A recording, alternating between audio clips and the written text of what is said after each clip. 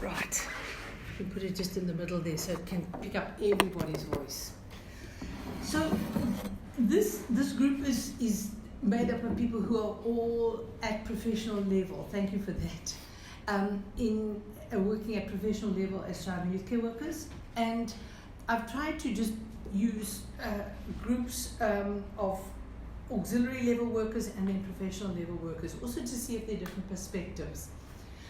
But I'm broadly saying, what do you see as being the roles and functions of child and youth care workers? Now that might sound like a duh question because it's like obvious, but we've got to articulate the obvious, and that's why I'm wanting it as open as that. So if anybody can kick off, what are any of the elements of the roles and functions of child and youth care workers? Yeah, well, I would say life-based work is the space that I think child and youth care workers occupy very well. And also, those daily life interventions where you find that you are there when the child is there, and if something happens, you're there to actually provide that support or guidance.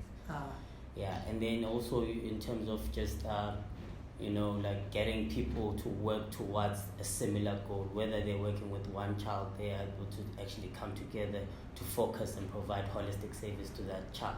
So for me, a child and youth care worker acts as a catalyst for development in that young person's life. Okay. So you're saying, interestingly, very few of the people I've spoken to actually have started off with LifeSpace, actually, and it's interesting that you started off there. And so you're saying LifeSpace work. Do you want to just say what you consider to be that? What is LifeSpace work? LifeSpace work is like on its own, is like an umbrella because there are a number of elements within it.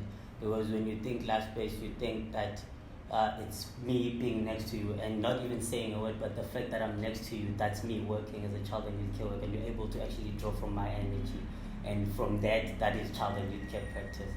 So, and then you move on to LifeSpace work where you actually now have an intervention, where you actually, I'm gonna go with you to this place, I'm gonna go with you to your room, and we're gonna have this conversation. That's also life-based work. So it's a number of elements that actually build up life-based work. So in each on its own is more of an umbrella of the services that we provide. Thank you. I like the word energy as well. That's a very important element, I think, of what child and youth care work is. But I'm not supposed to be giving my own opinions. Sorry. But the other point that you're making about bringing people together, do you want to just elaborate on that a little bit?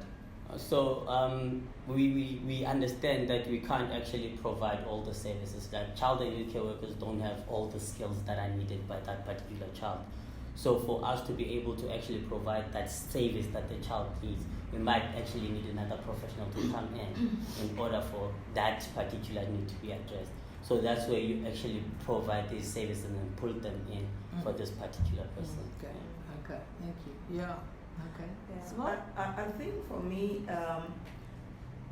going a little bit back to the life space, as Ike is explaining, is that the space is always there, but sometimes you find that the space is not used effectively or appropriate to meet the needs of the person or of the child in that space.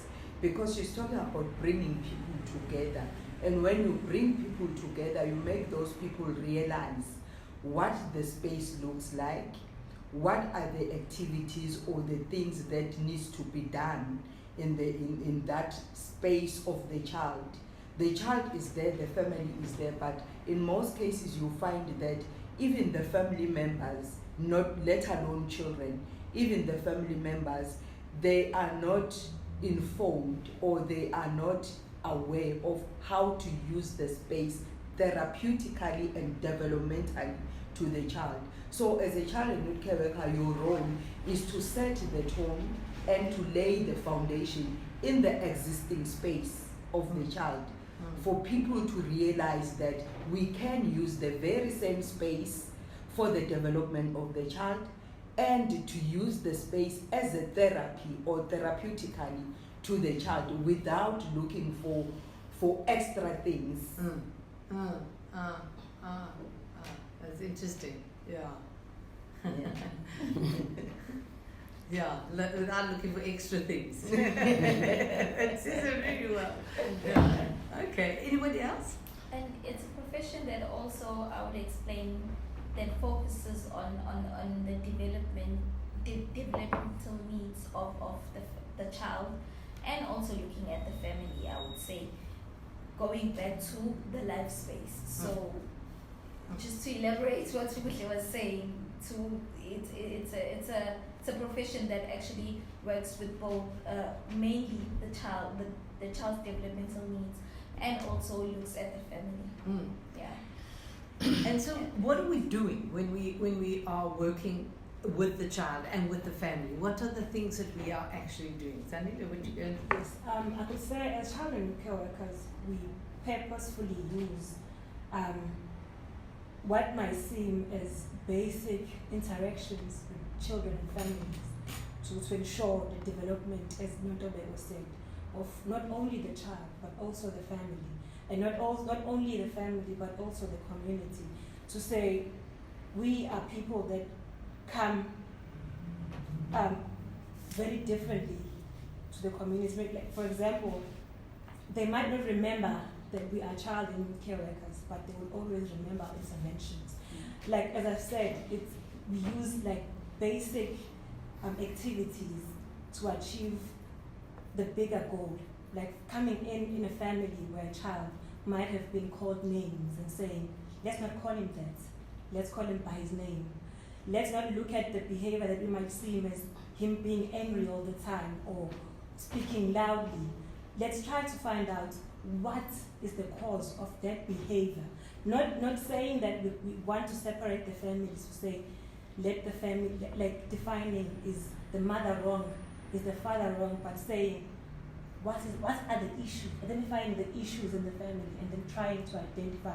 I could say we are like this professional who comes in as one of maybe the family members, but purposefully trying to create a space where everyone can be understood and not just looked at and saying, this person is behaving in this way because they are rude, but saying, why is this person behaving like this? And using basic activities like washing the dishes to find out and have discussions on how we can intervene in the child. I think it's like the most wonderful profession to have in our communities, because it's people, faces that we see all the time but are doing extraordinary work in the most basic but extraordinary way. Yes.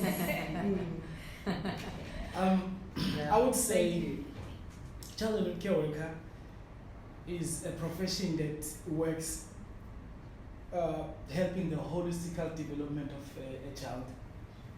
Looking at, yes, one of my colleagues have mentioned that we are looking at if the basic needs are met. But in a life space, a child has developmental areas that you cannot just, that you have to, when you deal with the child, you have to separate them, because there is physical that you need to deal with. There is emotions that you need to deal with. There is cognitive development that you need to deal with. So you can't say if you dealt with the physical of a child, then you have dealt with all of it. Right. So a child in care worker, it's there to look at each and every developmental area if its needs are met. You understand? Because you might help the physical, but the emotion still still need attention. You might help the emotion, but still socially it needs attention. So all that's why I'm saying it's there to work with the holistical development of a child. Okay. And then when we talk about the holistical development of a child, it takes us back also to the family itself. You've asked, what is it that we do? We create independency, because some of the learners or some of the children we work with, they are vulnerable. Some of them they are not equipped with skills, you know. So especially when we look at the youth-headed families, granny-headed families, often, sometimes they need father figure, they need mother figure. So as I'm saying that they need father figure, I'm not saying we're coming there to replace their biological parents, but we come in to say, let us build this independence. Let us come and help you to view life differently. For instance, you find that some of the families, they might struggle in terms of economical status, but because child and care workers, they are looking things in a more broad perspective. One of my colleagues said that we are calling in the multidisciplinary team just to meet that economic status. So maybe you find that we will have to refer a child to social development, to SASSA, to apply for a grant.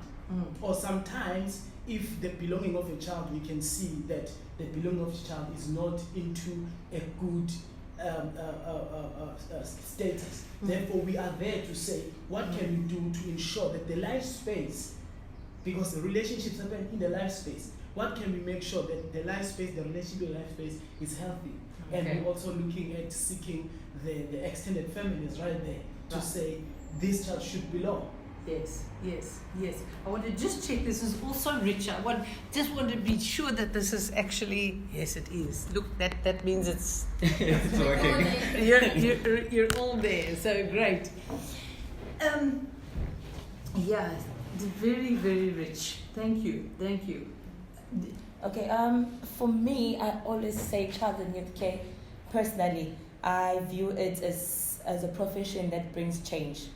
First of all, it brings change in a sense that I think it's a humanity profession before anything, because it's the only profession. Okay, well, I wouldn't say it's the only profession, but it's the profession that, before judging, before anything, you have to think of a person as a human before anything. So that's why we have things like we use the circle of courage, so whereby we look at every aspect of the child. As Andile had mentioned before, that even if you can focus on one aspect, but you'll find that there's something lacking. So we use that. When we speak of circle of courage, they have this 4 dynamics. So in order to assess the child, you need to use it all. So for me, child and youth development, it's the type of profession whereby it is needed in every work aspect. I mean, in every workplace, wherever a child is involved, a child and youth care worker should be there. That's what I believe. Well, I believe that too, of course. Yeah. So the question, as we're speaking about this kind of work, and I think everybody's articulated it very interestingly, the how, what do we do in that space? I mean, when we're talking about the doing that extraordinary thing, and we're talking about all of those different aspects of development, how do we facilitate that? Were you going to speak? I've just lost my train of thought. You'll find it again. No, I wanted to say that it all starts with a relationship. Like, that's where we start our process of engaging and intervening with families or with learners or with That's fine. Or with children. You can see So it all starts with that relationship, and if we don't have that therapeutic relationship with our children, then we are unable to actually break those barriers that are actually causing them, hardships. So we engage with them therapeutically through relationships, and then the moment that we are in, we start now by doing the assessment. Then we do a holistic assessment of the family and also the child, and find out which stage of development the child is in or functioning in. And then we then bring in services to this learner. So we don't leave the learner and then say, go find your services, this is where you're battling. We then take the learner and actually work with the learner in accessing these services to come to this learner, or where the learner is, where the child is. Yeah. So what we also do what advocacy. We do a lot of advocacy work and ensuring that we work according to what, like for example, child and youth care work is more.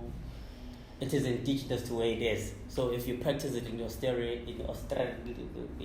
a place, if you practice it there, then you will practice it according to the policies and rules that are there. If you practice it here, you practice it according to the Constitution, the Children's Act, and all the other acts that are particular to the child. So we work according to the law of the land in ensuring that all the needs of that land are met. Right. Can you just talk a little bit before we go on to somebody else about relationship, that relationship thing? You say that it all starts with a relationship. But how do we build a relationship? How a relationship isn't something that just happens. I think it, in terms of relationship, it goes back to Noctula's point of humanity, that being a person, you need to have that humankind as a person before you even go to the family and intervene to the family.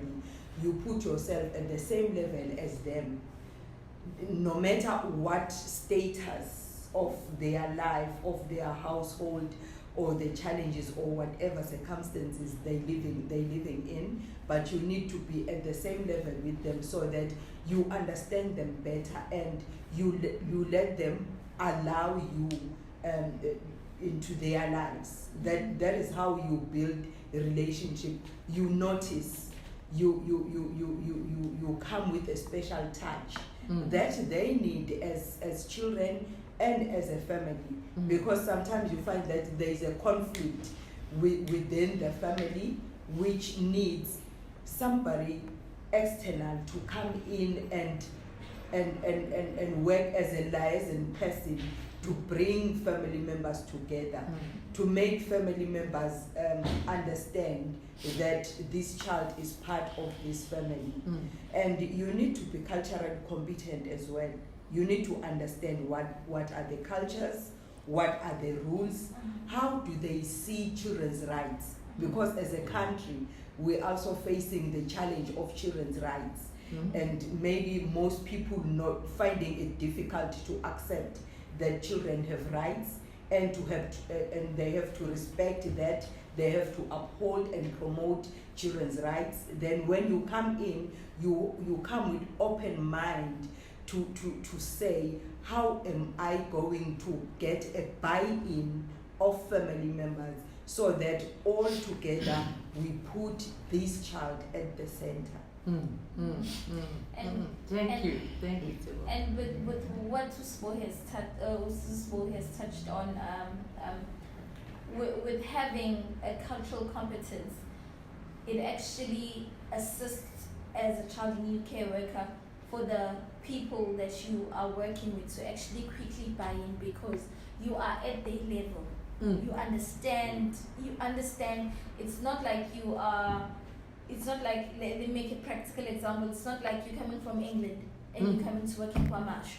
But if you from KwaMashu and you understand that in KwaMashu certain things such as maybe children's rights might be violated in that way, in this grade you might be feeling that way.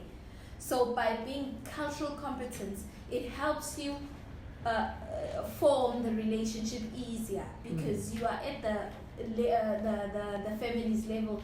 Also, it's a positive on your side, because by forming that relationship, it helps you to push the agenda of putting the best interest of the child first. Thank you. I think And maybe another practical example I used to use when we were working in Msing.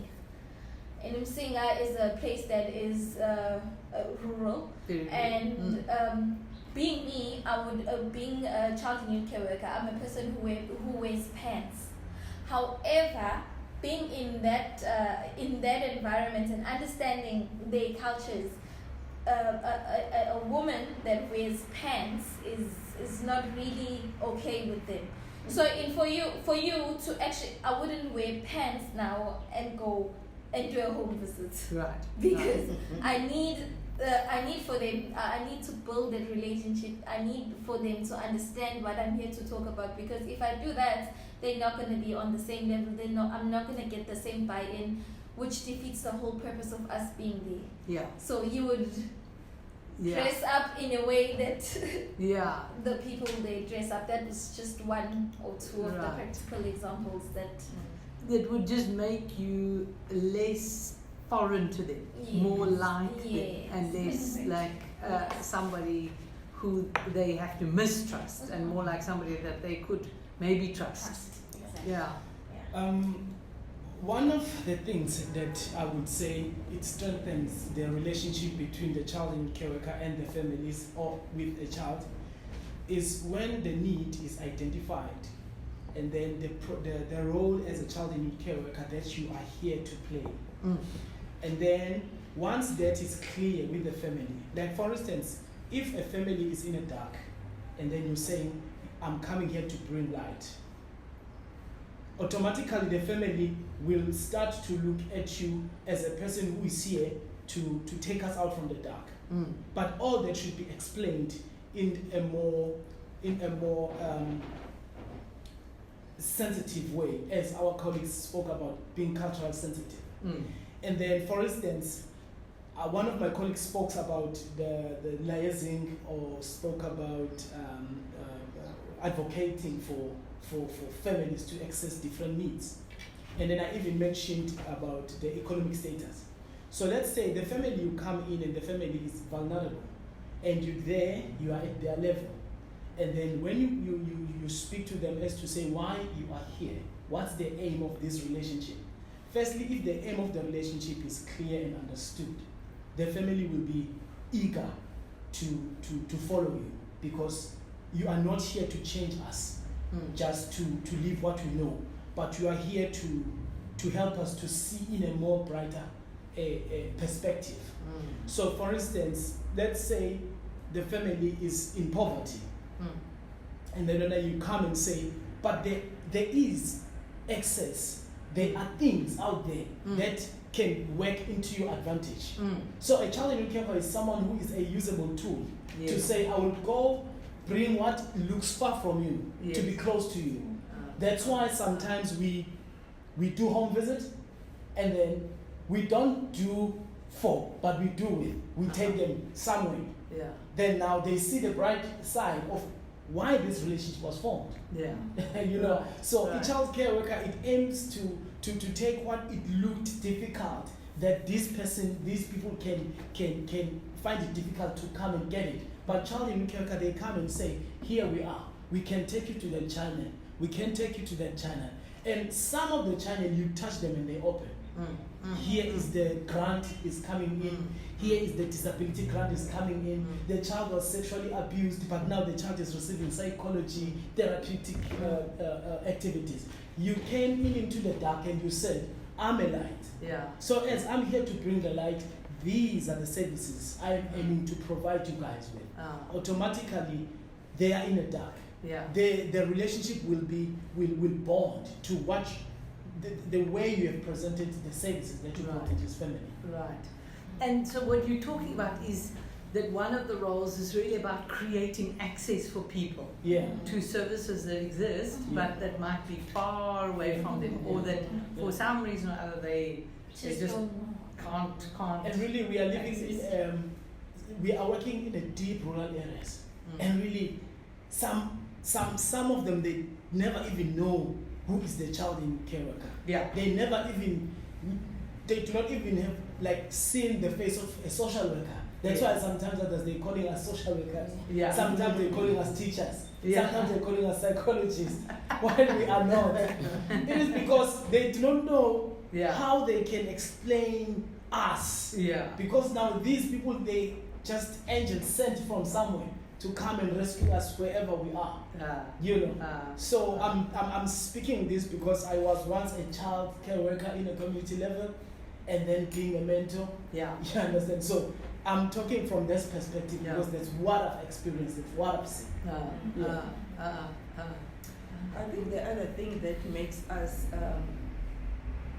manage to create those relationships is to put families in the front, and is to see to them as key role players in the whole process when you intervene, and or before you start doing anything with them. You see them as the experts of their lives and the experts of the environment, because they've been here before you. You are an outsider actually, like when you go to the family, you don't know this family, they know the family, they know their cultures, they know their norms, they know the systems, and you come in as somebody who learns more from them as much as they learning from you. You put them as key role players, even though you come in as a professional, knowing the rules, knowing the procedures, knowing the frameworks and even legislation that guides your work. But you put them at the front to lead the way, not to sideline them or to put them away and bring laws that you coming with in front of them to lead the way or whatever. But you give them the space to lead you, so that you incorporate gradually as you go together with them all the laws and procedures that are in place. Very interesting. Yes, I think also as child and youth care workers, we are ensuring that laws and maybe rights of children are not just things that we just talk about, but we ensure that they are practiced. Angela made an example of saying that like we ensure that they get services, like for example, referring them for food parcels, ensuring that their need for food is met. If like we're doing homework supervision with the children, we are ensuring that their right to education is met. So that's why I said we are using basic activities like doing homework with the child to ensure that their right to education is met always. And by assisting maybe them to prepare a meal, we are ensuring that they do have a meal every day, which is also their rights. And we also, even when we do our assessments with families, we're not just coming in with a paper and saying, this is the plan that I've drawn for you, but we are involving the family in planning for their own development and saying, let's identify things that we need to fix. Okay, like this, the relationship with so and so is not maybe good. What can we do together to ensure that relationship is actually developed? To say, okay, maybe we should like have supper together every night to ensure that we interact. I need you as child care worker ensuring that therapeutic session of them just sitting together and eating together is done. That's for them, starting something that might seem simple to someone else, but it's very therapeutic for the family and the growth of family. You know, yes. And also, like for example, coming in a youth-headed family as a child care worker and giving maybe a 16-year-old who's raising their 4 siblings who are younger than them, giving them an opportunity to go and play.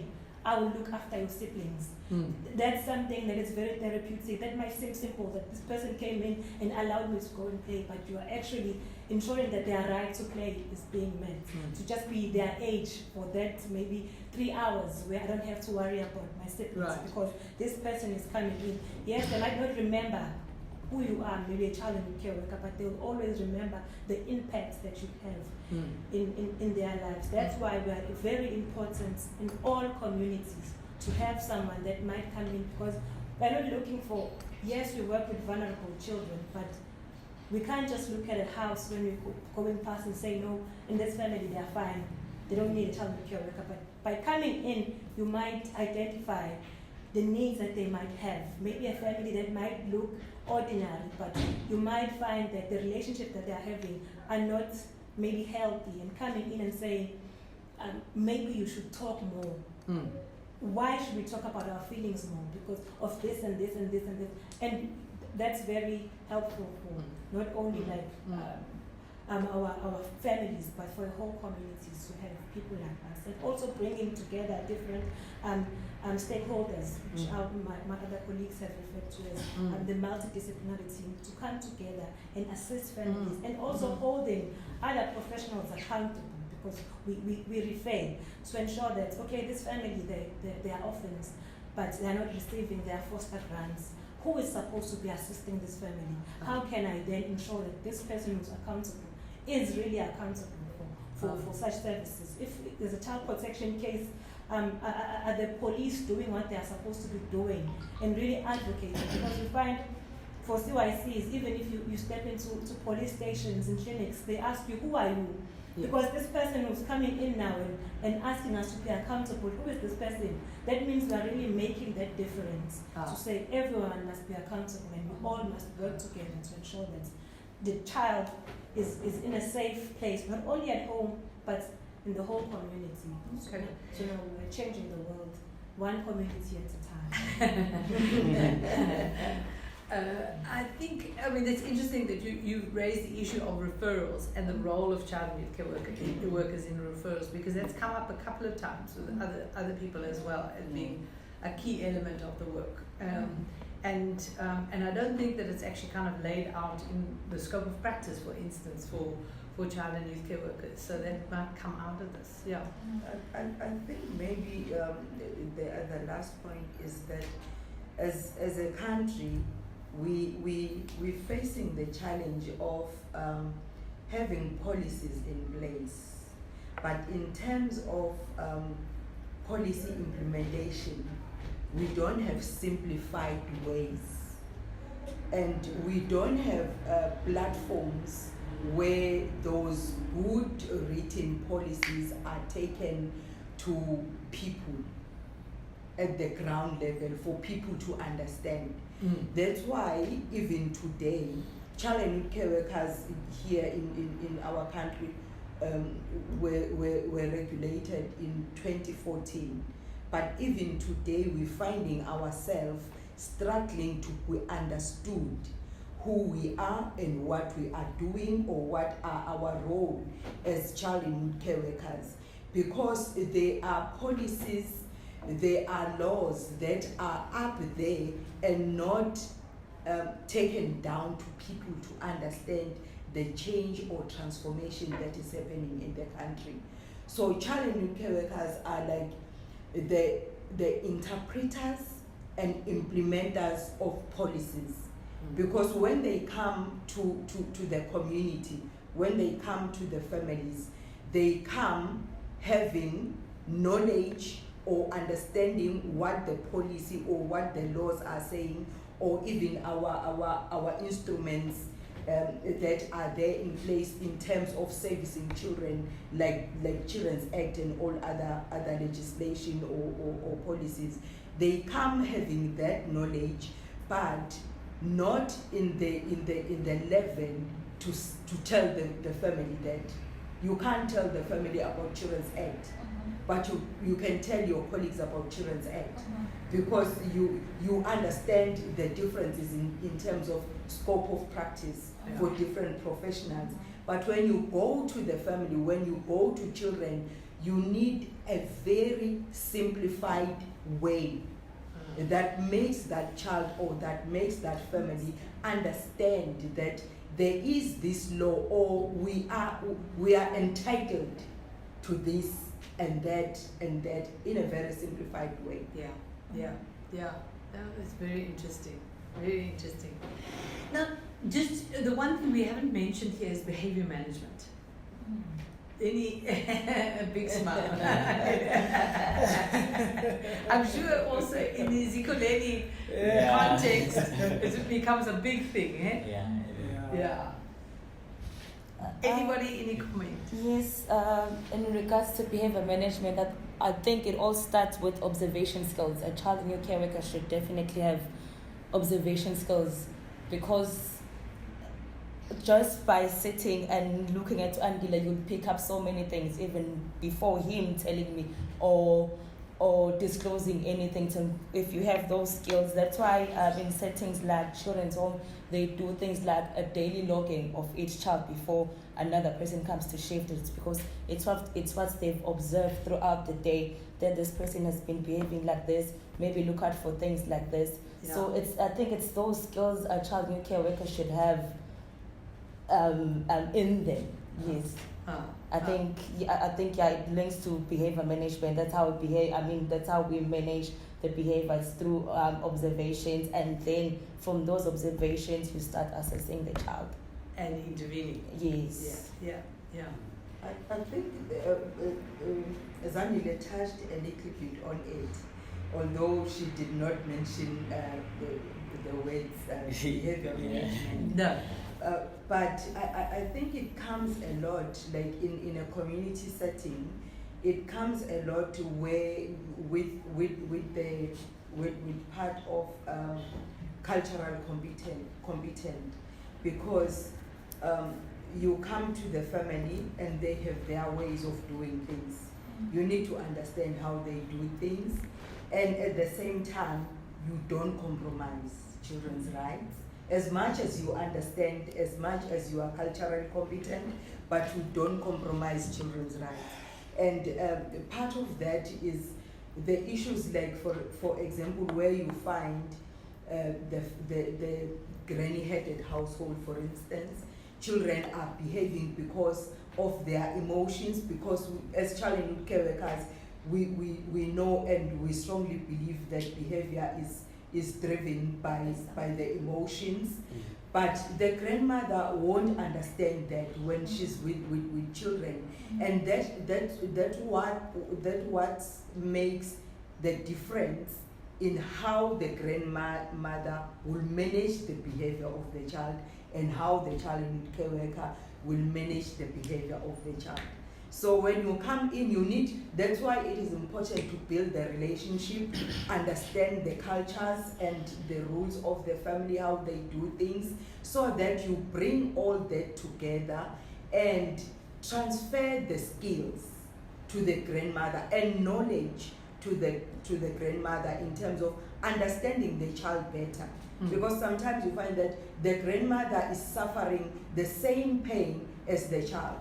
Because they both experienced loss, but because the child is not given the platform to express his or her feelings, then you will see it through the behavior, the way they behave, and the grandmother won't be able to pick it up that it's because of what happened, because the grandmother herself is dealing with the pain of losing maybe her 3 daughters, leaving her with the 6 children that she's now taking care of. Yeah. So when you come in as a child and youth care worker, it's a pity that sometimes you find yourself even managing a behavior of an adult. Yeah. Because you have to manage the behavior of the grandmother so that you get the grandmother understand that there is something driving the behavior of the child.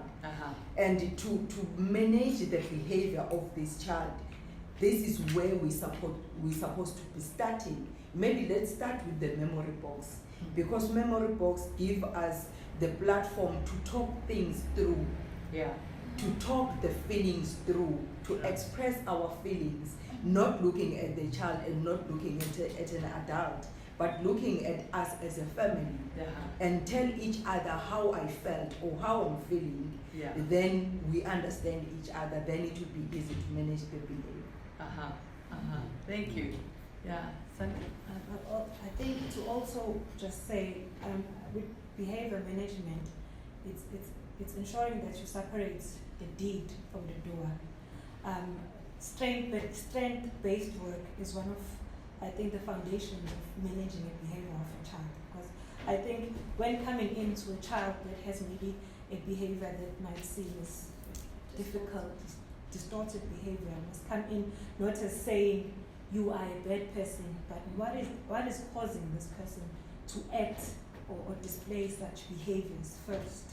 I think because we work with the whole family and also assisting the family, because you'll find in some issues a child's acting out because the family is also doing what we call the self-fulfilling prophecy to the child, maybe always calling the child names. I remember this one incident that we had with the child that was displaying like certain distorted behaviors. And what I realized is that the child had a lot of emotional issues that were not spoken in the household, and the mother was very negative toward the child, calling the child name, and also insulting the child's father in front of the child. So I think it goes back to what Sisibo said. It first needed to start with the mother to say, stop with referring to him with his father and always calling him names. Let's start with saying, stop calling him names first before we can even continue with assisting him. And then talking to the child and saying, I'm not here to judge you.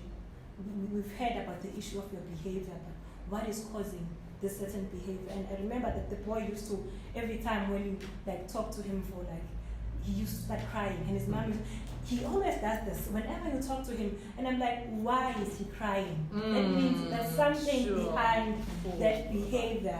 And then I think it also requires patience with always going back and being I think Mrs. Sibo always says this, that we must ensure as children care workers that when we say we are going to do something, do it. Because if you make a promise to it, I'm coming back tomorrow at 11 o'clock, come back at 11 o'clock. Because you find if you don't come back, you are now allowing the child to be disappointed, and you find that the child has experienced so much disappointment in their lives before, and their mother left this one time and said, I'm coming back tomorrow, and they never came back. So this person is supposed came, they built a relationship with me, now I trust them, they are saying they're going to come back tomorrow, they didn't come back. They are doing the same thing my mother did. So if you come back at 4 o'clock the same day, the child would have lost trust in you. Yes. It's being consistent. I'm going to come back tomorrow and we're going to talk about it more. Right. And then coming back, and then with a lot of patience, we found that the boy was actually being bullied at school. That's why he was displaying different behaviors. He was beating up his younger siblings because he was experiencing the same. So now when the boy express this, now we can start working with the, on the problem. So let's go to the school, let's address the issue of bullying. And it really assisted. Now the mother and child started to have that relationship where they can talk. And also talking to the mother aside and saying, stop doing that. And also allowing them to have that relationship where we said to the mother, tell him 4 things you love about him, that he does well. And the mother identified things, and she realized that he's actually a very good boy. It's just that those few things that he needs to work on. And then they started working on their relationship. And it goes back to developing that plan with the family and with the child to say, now we're going to work on the problem. Right. What do you want us to do? And also including the child. Okay, you are being bullied. What do you want us to help you? Do you want us to go to the school with you? Yes, I do. What do you want us to do there? It helps a lot. And the behavior of the child is and you want to say something? Yeah, you remember when you spoke about behavior management, I smiled at you. Yeah. It is because I remember, it just came to my mind that, families, especially working in rural areas, not even only on rural areas, but as African, we have this thing to deal with a behavior in a more traditional way. So you can't tell me this is how I know it, this is how I will do it on my way. So when you come in, it seems like, oh, now you are trying to take my rights away as an adult. But it's not so. I think it is because of the lack of information. So when it comes to behavior management, we as child and care worker, we need to put clear information to a father, to a mother, to whoever that is heading the house, and we come back also, we bring information to the children also themselves. Because it's not only the father, the mother, the granny who could label a child as this, but if also a child needs to know that which is an acceptable way to behave and which is an unacceptable way to behave. But how they will know that? By us as child and youth care workers, we come and sit in with the family and then we explain this and that, this and that. For instance, some of the families, they use food to punish. If you do not do this, you will not get food. If you do not do this, I won't buy you this and that. Not knowing that when they do that, they are inflicting or they are pushing behavior from this child. You might find that the child is fighting now. Yeah. Because you are taking away my rights to eat. Yeah. You are taking away my rights to do this and that. Yeah. Some of the families will like, if you do not do this, you can't go to your friends and play. Yeah. It's for them, it's how their fathers, their forefathers did to them, and Yeah. we are here today because that was done to us. Do you understand? Uh-huh. So as child and care worker, we come in and say, yes, you've managed a behavior like this before, Yes. but now let's look at this in a different way. Not that you are taking away the position that you are an adult here or you're an elder in this house, but let's look at this thing in this way. Sometimes you can ask the question to even an adult, if I can take away your food, how would you feel? And definitely, once I will be happy, Yeah. he will say, I will feel angry Yeah. and I might kill you. Yeah. And therefore, if you take food from this person, how do you think he or she feels? And now it's like, he didn't know that you are getting him in his own words. Yeah. If you will feel hurt if I take this food away from you, if you will feel hurt if I say do not go to play with your friends, it is the same thing that happens to this very same child. Sometimes it's the information, as Sibo said, it's the information that somehow lacks. And then as child and care, we come in to bring that independence. Which when we talk about independence, we talk about our learners, our children, to learn self-discipline. And even our people who are heading their homes, they also need to have self-discipline. Because self-discipline, it teaches us to respect both people, both parties. I can't step on your feet, but Yes. you cannot step on mine. Yes. So if that is hurtful, therefore, let's find a way that will work both of us. Therefore, if we do that, because I think most of the time the behavior conflict that happens within the house or within the environment, it is when two people are not seeing this thing same eye. Yeah. So now what can we put in place so that there will be a balance here? Okay, now we put routine in place. A child will come to this and that, and as a father, what are we going to do? You do this and that, and if that is planned, it goes back to the family assessment, to the child assessment. The developmental needs, if are not met, they might raise conflict in this house. Yes. Both father and mother, both mother and child. Yeah. Therefore, we come in and say, let's set the routines now. Let's set the plan now. Therefore, if the anger and fights that were happening in this house was this cause, then how can we deal with this? When we deal with this issue, automatically we are trying to resolve the behavior issue. Yeah. Therefore, you find that at some point now, the family start to see eye to eye. And you cannot do that without a family conference. Because you're not dealing with a child and a mother here, but you have to deal with the whole family. Because they will forgive one another between the child and the mother, but the uncle still holds that. The granny still holds that. So let's come together as a family. Yeah. And then let's pave the way forward. Thank you. It's very interesting. Very interesting. Now, sorry, no. And also to touch on behavior management, it doesn't only apply also to in our work only. I personally would bring it closer to home. In my family, before we were brought up by my granny, and there's quite a lot of us living under one roof, and there was never actually a platform whereby everybody actually voices out how they're feeling. It would always be a problem of one person going to the granny as the head of the house to report so and so and so. However, with childcare and actually making my granny understand that we can actually sit together like this, and I would be able to, because now when it comes from my granny saying so and so said this, you doing this, it becomes a conflict.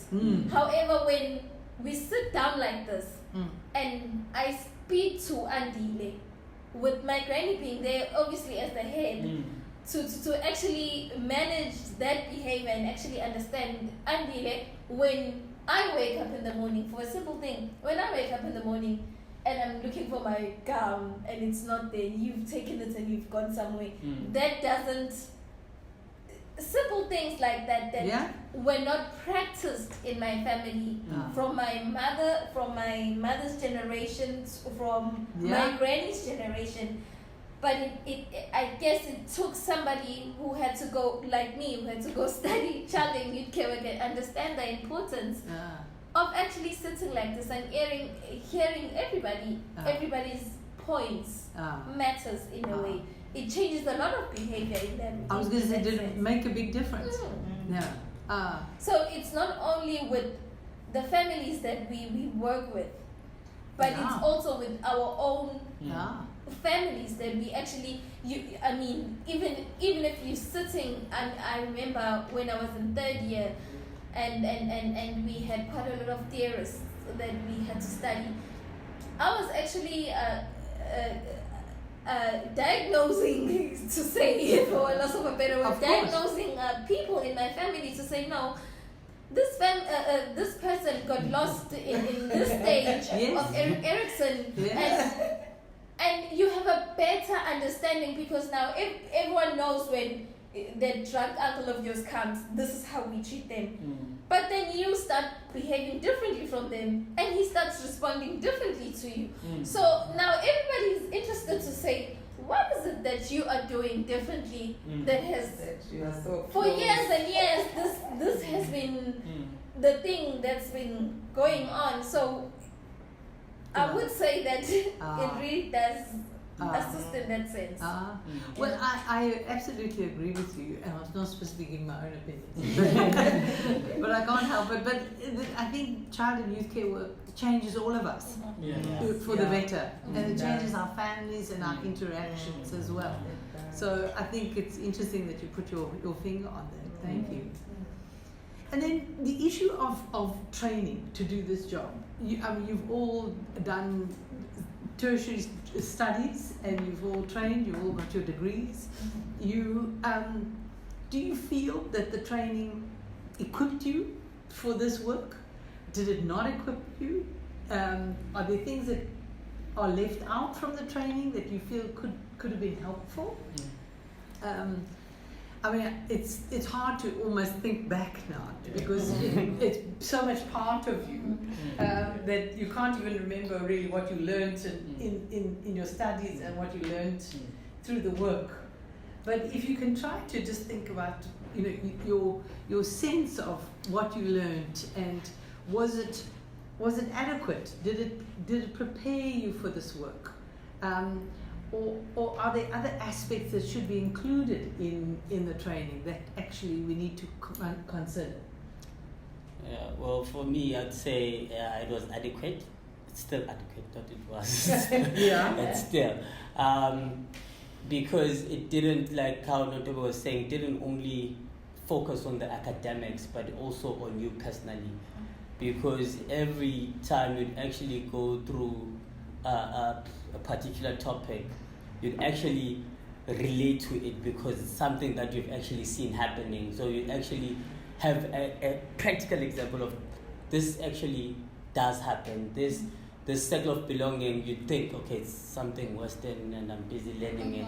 And then by the time you sit with it and try and understand it fully in your own language, you're like, this I've seen before. This has actually happened, that if you go to a church and you belong to a particular religion, you start to feel a certain way and it becomes part of your identity. So that has actually worked very well for me. But what I think, because people often change, like we change in times, we change with things. I think child and youth care should develop as we are developing as people, because we work with people. And more so, we should be actually bringing it to our context in terms of the case studies, the challenges that we are currently facing. Maybe sharing some of the work experience, going to centers, because we have people who are working in, these are different settings. We have people working in secure care facilities. They have different stories. They have different skills that they require to be in that particular environment. We work with schools where you require a certain type of behavior management to be able to engage with those learners, to be able, learners are carrying knives and all those things. How do you defend yourself against that? Does that come part of child and youth care? We don't know. But I'm saying, like, things that are continuously evolving and we are continuously filling out these spaces. So how is our academic filling or preparing our students also for these evolving, spaces? to meet those. Yeah, interesting. I think a training as well, it helps you to respond in a more informed manner, not responding as a person, but responding as a person with knowledge. Because sometimes we learn most of the things from our families as we grow up, and the way we respond to things or even to people when we come across people as we travel our journeys, we respond based on how things are done back home, and or what we learned from home or whatever. But with training and academic or education, you find the way of supporting your responses. You find something that supports your responses. You find the way of aligning your responses to something concrete, and something acceptable, like in the country or in the field or in the profession. So you have the guidelines, you have the ethics that guides you in terms of responding to issues. You're not responding maybe as a person grew up in this kind of family and this is how things were done, but you have a whole lot of guidelines that guides you. You also understand the laws and policies and what is expected as this kind of a person, and you respond as a professional someone. Right. You not respond as just a person. Yes. Any person. That's why we're saying if you are a child and youth care worker, you look at things in a different perspective. Then what created that different perspective is a level of education, because it brings that level of understanding. Understanding yourself before you understand the person, and you understand processes and procedures, and what is accepted, what is not accepted. Right. Thank you. I will add on what Simo is saying. The level of education, like I have a degree, so it has brought confidence in my practice. It has brought confidence. I know that what I'm doing is right. because the theories, the information I received, it taught me how to respond in certain situations, as compared if before I was still with my lower grade certificates, I would still respond the way I would. Right. But it shows a lot of growth. It shows a lot of mind changes. Right. You understand? In Right. terms of we like as a guy, Kuhle was talking about learners who come with knives at school. Yeah. As a guy, I would know that so you can deal with that, you also have to fight back, maybe to deal with that behavior. Yeah. As to say, I want to take this knife away from you. Yeah. So the only thing I would do is to hit you until you give me back that knife. Yeah. But it's the education, no matter professional character, it doesn't allow us to do that. Yeah. Because before you think that as a human being, Yeah. but when you come into a professional information, it Right. says, but you have to take a context into consideration. Yeah. Yeah. Before you do this, have you thought about the child's right? Yeah. Have you thought about this and that? Right. You understand? And Right. therefore you calm yourself down, you think about a different strategy. Uh-huh. So I'm trying to say education, no matter the way the level of education I have, it also helped me to strategize in my thinking. Okay. Not Okay. just to Yeah.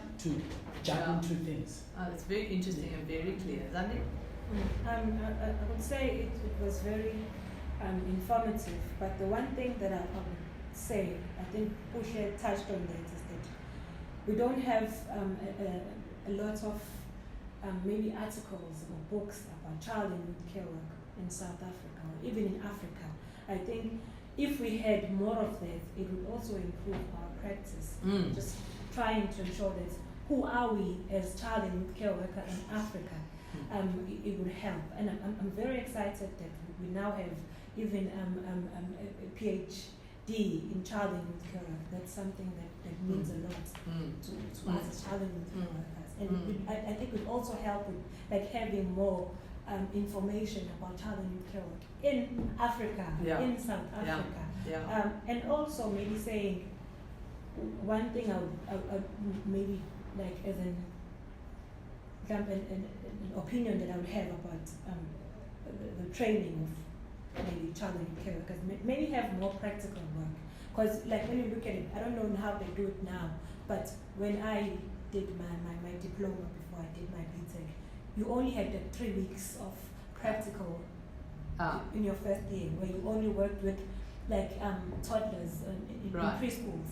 So you did not have like that bigger picture. Yes, you knew the theory, but the practical of it. I think to have more practical involved in universities, and maybe having like maybe at least like one day a month or even a week of practical. Not only like saying go to preschools, but can we also have like get like an experience where they work like with community, like in Isibindi, where you can get the like institutions and also get like the field work where you work in communities, get like the different work areas of child and youth care work. Not only because like when you think of it, you really focus on residential settings when you're in DUT, so you don't get like the Isibindi feel to it. Because I think for most of us, our first experience of Isibindi is when we like worked as mentors. But I think it would really be nice if they started as students to say like go and maybe work with a mentor and see what a mentor does, or even a child and youth care worker who's working in the community does. I think that would really assist, and also having more articles like on that. What is child and youth care worker in the community? What is child and youth care worker in residential settings in South Africa, in Africa? I think that would help. Can I ask you, I think this is a very good point, and then can I ask you just one more point about that practical, is did you feel that there's enough time to sort of talk through your experience in your practical settings? Did you come back and talk to lecturers and so on and make sense of it? I think we did, but for our first year, we did not understand child and youth care work. Like when I think that where you really get what is child and youth care work is on your second year, where you go to like residential settings and then you see, because when you're exposed to like preschools, it's more like teachers that you see in child and youth care work. But when you get to your second year, you're like, okay, what is this? This is life space work. When I'm saying life space work, I mean preparing a meal for a child, sitting down with the child, doing their homework, ensuring that they get to bed on time, and like, okay, did I sign up for this? Is this? It's where you get like that reality check and saying, okay, I want to be a child in the care. That's where you get to realize. I think they should get like that reality check on their first year to say, what is this is child and youth care work, and then you learn to fall in love with it immediately. And to touch on Zandile's point, at first year, you yourself are still trying to find yourself in the profession. So being in a setting where they I wouldn't say they are child and youth care workers, they are preschool teachers, and most of them we find that they barely there just because they need their families to be taken care of, and most of the time, well, I'll speak of my experience where I was, they didn't show much of liking the job. So already with you going in with that passion and then coming back from practicals, it's like a huge gap. And then when you come back from practicals also, there isn't much of how did you integrate the theory into practice. It's reflections of which you do on a daily basis. However, there isn't much of a a discussion just to, that going around to say you had maybe a different experience, because I understand going out to different places, different creches and different preschools will all come back with different learnings and different findings that we got there. There's not much of that unpacking. Yeah. That now you guys have went. How was it after that? How was the theory interpreted into practice? How could we have done it differently? There isn't much of that. Okay, thank you. Thank you. Just to add on what both of them have said, for my experience, especially in third year, we were given a chance to choose our settings. We were not taken to, so it gave us an opportunity to look for a setting whereby you feel comfortable. Because I remember I did my practicals, it was throughout the year. Every you would go to that setting. So I worked in a rehab center whereby no one at campus had told us about such settings that we could actually go there. But I had to research and understand that I can actually go to that setting. So for me, in that year, I understood deeply what child and youth care is, rather than going to a children's home where I used to go or preschools. But for me, at a third year level, that's where everything became more clearer for me. Okay. Yes. I think for me, just one more last thing. For me, maybe listening to what my colleagues are saying, my story was a different story, because I started my journey in childcare in a different way than going straight to the university to study it, or to choose child and youth care when I get to the university. For me, I was so fortunate to have a platform that built my understanding of the profession, of what is child and youth care, or even understanding before I decided to go to the university and study child and youth care. I was that fortunate to have a basic qualification in child and youth care, and practiced it in the community, understanding what is expected. And that platform gave me, it put me on the right position to decide that this information is very basic for me to do this well, according to all the introductions, orientations, and that 4 modules that we did as basic qualification. Then it gave me the platform to say, I have to study this further. I have to understand this child further, so that I'm able to provide the good service that is required by the child.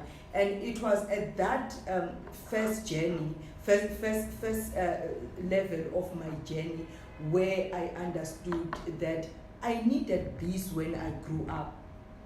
I needed this kind of profession, or this kind of person, or this kind of response to my needs and circumstances I went through when I was growing up. Then there and then I had to decide that I'll stand for children. I have to go and study this further. I have to go to the university, given the fact that you can register this at university level, you can study further, diploma, degree, and so forth. Then I said, oh, this is where I'm going. Having that basic understanding of what is it, how it can change me, and you can see the change even before you go to university. If you had an opportunity to do child and youth care training, you get the understanding and you get interest of it. You go to university understanding what you tuning yourself into, what you're doing. Okay, thank you. Anything else that you feel that needs to be included? You know, anything else just in this conversation? Is there a sense that the curriculum as it is good, except you made the point of actually contextualizing it in an African context and so on, and also we've talked about the practical experience and the fact that it needs to be earlier and maybe a bit more, and also that it needs to be in a sense, I think, embedded and interpreted a little bit more. But just an opportunity. Otherwise, I've got one more question. I would, in terms of curriculum, I would suggest if there was a way they could intensify. Let me make a practical example. If you were to study child and youth care in DUT, you do your psychology, and maybe at second year, I would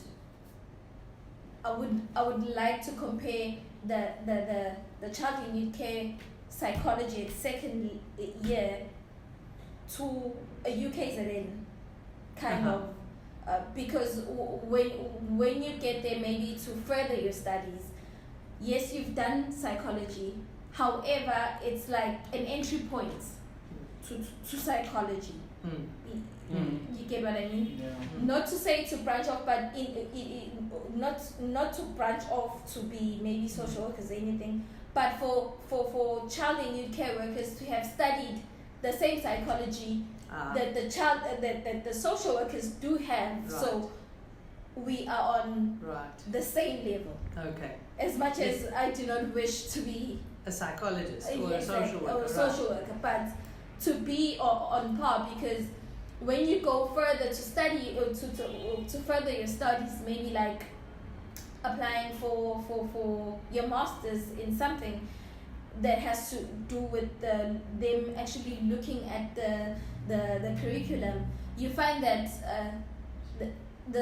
yes, you've done psychology, you understand psychology, but can it be intensified? Okay, thank you. That's a very interesting point. Do others feel that that's valid or different? Yeah. Okay. Then can I just ask one last question, and that is, do you see a difference between child and youth care work at auxiliary level and at professional level? You are all obviously have had experience of working directly in the field, and also then at a supervisory and managerial role.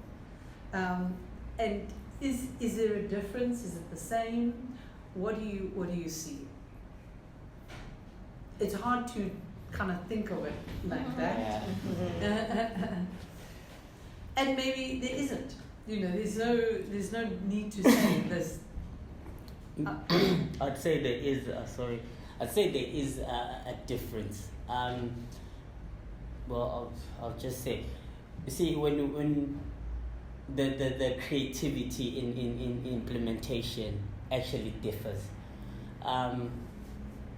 For example, you'd find that we have structured programs that we run. So normally a person who is at auxiliary will go according to what is on the manual, and that is direct and straight and doesn't actually have or carry much impact. Right. But one would try and infuse child and youth care practice within that manual and actually have that intended impact. Okay. Yes. Okay. So the level of creativity then differs, and Yes. so one would be willing to access more information than the one who's willing to receive information. So one would actually go and find out more about what they want to do, but one would expect you to actually come and provide that information. So that's where the difference is. Yeah. Okay, that's interesting. Anybody else? Any point or? What I could say is that they complement each other. Yeah. Because you find with child and youth care workers at auxiliary level have more practical work. So they understand the practical of it more, maybe. And then with professional child and youth care workers, they might understand the theory of it more because they were exposed to more theory. So when they come together, it makes A pure yes. that works. Yeah. Work. Yeah. Complements each other. Compliments. Okay. Okay. And we both can learn from each other. Right. You find that both of us, the inputs that we have allows for even better interactions Okay. with children and families. And having had such relationships with some of the workers that we work with, because some of us were mentors, so we do have child and youth care workers that were at that level. It's very beautiful when it comes together. It's a beautiful story to tell. Because there's a kind of magic in it. Is that what? Yes, I don't want to put words in your Yes, mouth. yes, It feels like that's what you're saying. Yes, it's a beautiful story to tell when it comes together, and when you actually sit back and reflect to say, I went into emceeing that, having to actually mentor 25 child and youth care workers who came from a very different setting from myself. Yeah. I came with the knowledge, they came with the practice and the knowledge. However, having those two together, it ended up being a very beautiful thing. Okay.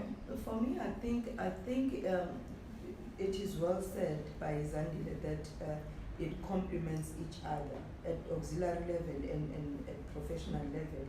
However, if you look at the fact that child and youth care workers are now regulated, and looking at levels of registration with council or our professional board, there is a difference in terms of levels of registration, but currently we have nothing differentiate the intent of service provision as per level.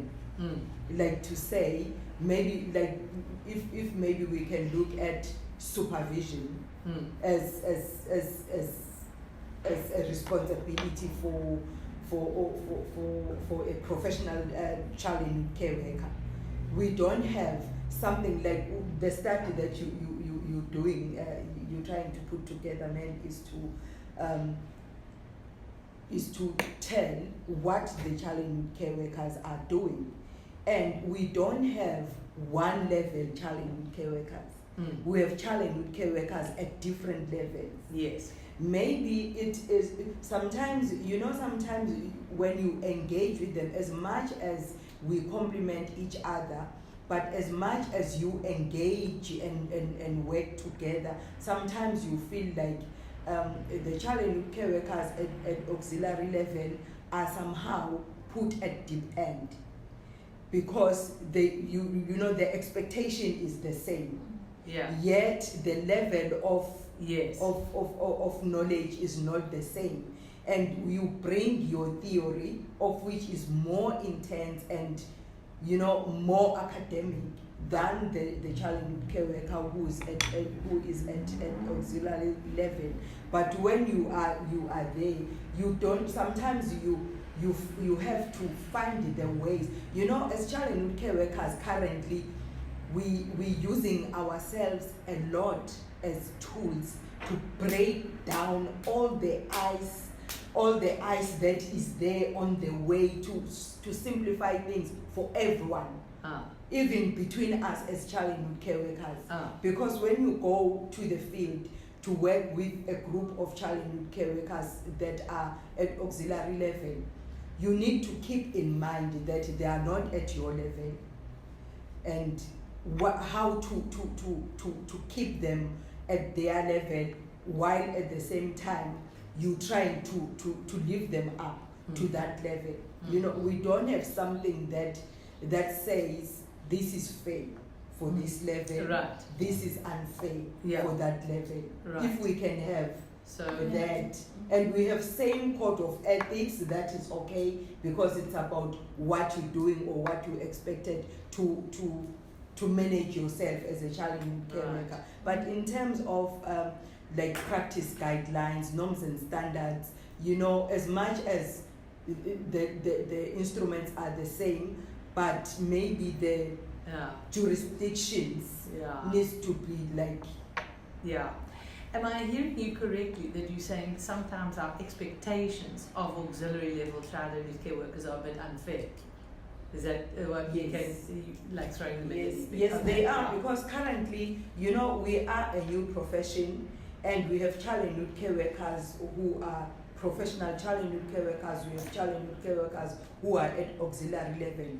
But currently we're trying to, you know, to push ourselves up for ourselves as child and youth care workers to be known, to be acknowledged, to be recognized by anyone. And currently we don't have those systems. We don't have systems or platforms that tell other professionals about us as child and youth care workers and how much they can expect from us.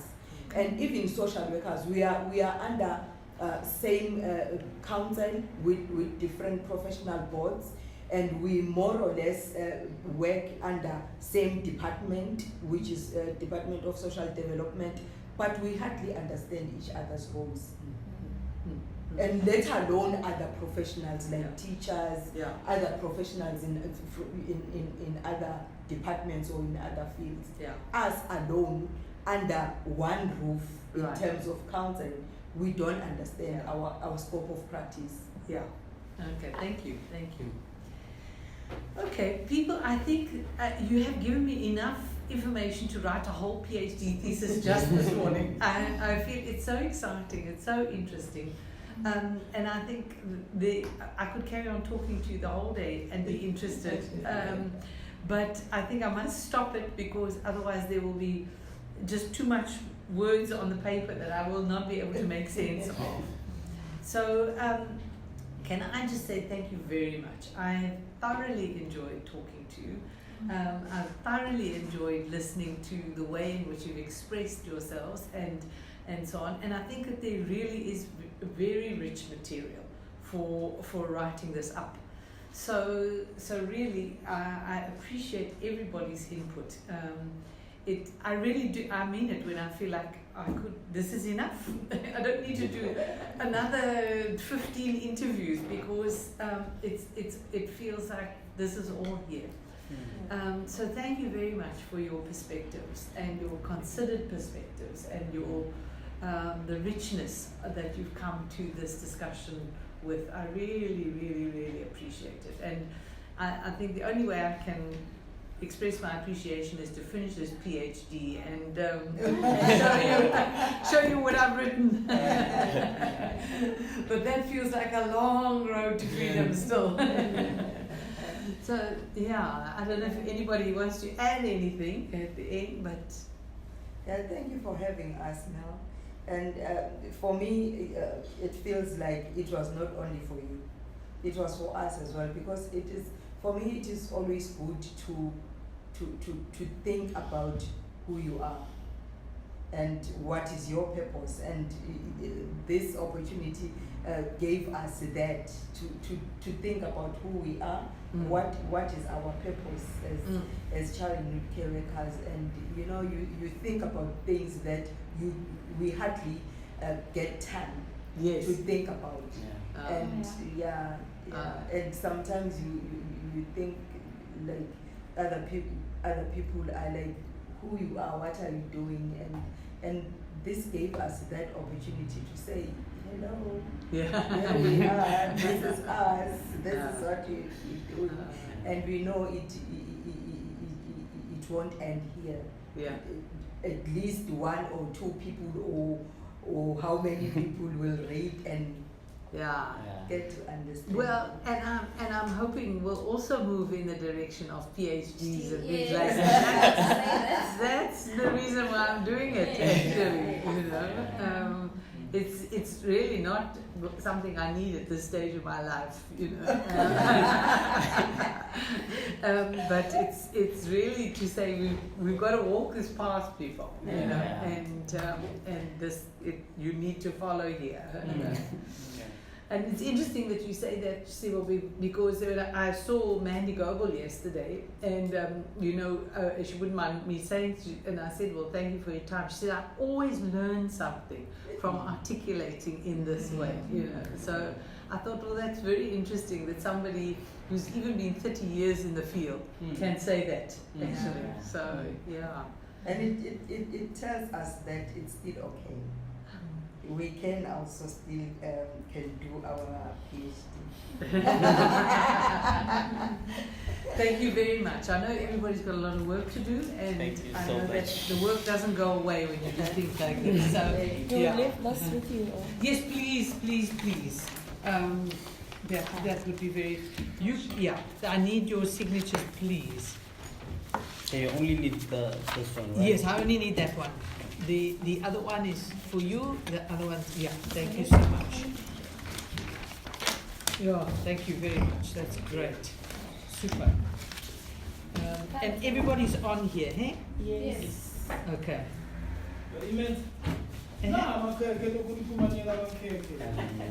Cakes. Yeah. You've got to have something sweet after. Yeah. Help yourselves, really. It's there to be eaten. Oh, I must switch this off. Oh, still recording.